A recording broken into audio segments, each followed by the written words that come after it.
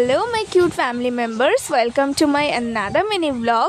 এটা হচ্ছে হোলির আগের দিন, যেদিন আমার সকালটা তো স্টার্ট হয়েছিল এই ঠান্ডা ঠান্ডা আইসক্রিমটা খেয়ে। দেন তো আমি চলে আসি আমার মাসির সাথে গোপুসোনার জন্য জামা কাপড় কিনতে, কারণ হোলির আগের দিন হচ্ছে আমার গোপুসোনার জন্মদিন।